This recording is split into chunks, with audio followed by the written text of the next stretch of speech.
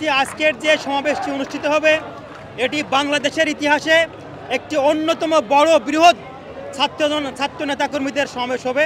আমাদের যে টার্গেট আছে 10 লক্ষের অধিক ছাত্র নেতাকর্মী আজকে এখানে আমাদের উপস্থিত হবে এবং আমাদের যে রোডম্যাপ আমরা ঘোষণা করেছি, আমরা দেখেছেন আপনারা, আমরা এখান থেকে টিএসসি থেকে কাটাবন এবং মৎস্য ভবন এবং ইন্টারকন্টিনেন্টাল এই সম্পূর্ণ রাস্তা এবং আমরা অ্যাম্বুলেন্স চলাচলের রাস্তা রেখে বাকি সমস্ত রাস্তা ছাত্র নেতাদের যারা পরিপূর্ণ থাকবে এবং আমরা মনে করি যে আমাদের যে টার্গেট আছে 10 লক্ষের অধিক ছাত্র নেতাকর্মী আজকে এখানে আমাদের উপস্থিত হবে এবং এই মেসেজটা আমাদের এখানে থাকবে যে আমাদের বিএনপির ভারপ্রাপ্ত চেয়ারম্যান জনাব তারেক রহমান আজকে 3টার পরে আমাদের এই মঞ্চ থেকে বক্তব্য দিবেন এবং সারা বাংলাদেশে আগামী দিনে বাংলাদেশে ছাত্র রাজনীতি কেমন করে পরিচালিত হবে।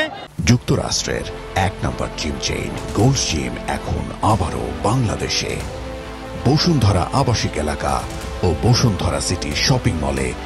বিএনপি ক্ষমতায় আসলে বাংলাদেশের রাজনীতি কেমন করে পরিচালিত হবে, ক্যাম্পাসগুলোতে শিক্ষার্থীদের অধিকার আদায়ের জন্য ছাত্র দল কী ভূমিকা রাখবে, মানুষের ভোটের অধিকার ফিরিয়ে দেওয়ার জন্য বিএনপি কী ভূমিকা রাখবে, সেই দিক নির্দেশনামূলক বক্তব্য কিন্তু এই মঞ্চ থেকে বিএনপির ভারপ্রাপ্ত চেয়ারম্যান ছাত্র দলের সাংগঠনিক অভিভাবক তারেক রহমান দিবেন এবং তার কেন্দ্রে আজকে আমাদের বিশ্ববিদ্যালয় প্রক্টরিয়াল টিম থেকে আমরা অনুমোদন নিয়েছিলাম যে আমাদের এই সমাবেশটি আমরা কেন্দ্রীয় শহীদ মিনারে করব, কিন্তু এনসিপির অনুরোধে তারা ওইখানে সমাবেশ করতে চায়।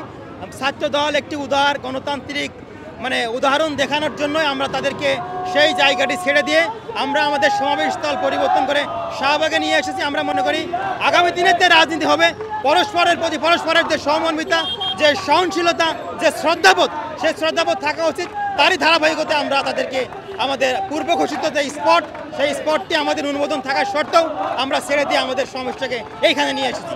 আমরা মনে করি আগামী দিনের যে রাজনীতি হবে সেই রাজনীতি হবে সুশৃঙ্খল, সুন্দর এবং মানুষের গণতান্ত্রিক অধিকার ফিরে দেওয়া রাজনীতি। এই যে ব্যানার ফেস্টুন দিয়ে চারিপাশে ভরে দেওয়া, মানুষেরকে বিতর্ক করা, মানুষের অফিস আদালতকে ঢেকে দেওয়া, এই কালচার থেকে আমরা বেরিয়ে আসতে চাই। আপনারা লক্ষ্য করেছেন যে 5 তারিখের পরেই কিন্তু বিএনপির ভারপ্রাপ্ত চেয়ারম্যান তারেক রহমান সারা বাংলাদেশ থেকে এবং পার্টি অফিস থেকে সকল প্রকার ব্যানার ফেস্টুন কিন্তু সরিয়ে নেওয়ার জন্য বলেছেন। আমরা মনে করি সুন্দর এবং সুশৃঙ্খল, এবং আপনারা এও জানেন যে আমরা ঘোষণা করেছি প্রোগ্রাম শেষ করার পরে আমরা যে পরিমাণ ময়লা থাকবে আমরা এগুলো পরিষ্কার করে সুন্দর করে নিট অ্যান্ড ক্লিন করে আমরা এই সমাবেশস্থল ত্যাগ করব। আমরা সুন্দর এবং সুশৃঙ্খল রাজনীতির দিকে আমরা এগিয়ে যাচ্ছি, সেই ধারা আমাদের অব্যাহত থাকবে। আমরা মনে করি আগামী দিনের বাংলাদেশ বিনির্মাণ করার জন্য ছাত্র দলের কি ভূমিকা থাকবে সেই দিক নির্দেশনামূলক বক্তব্য তারেক রহমান এই মঞ্চ থেকে দিবেন। For more updates, follow us on Facebook, subscribe our YouTube channel, get the latest update on www.daily-sun.com.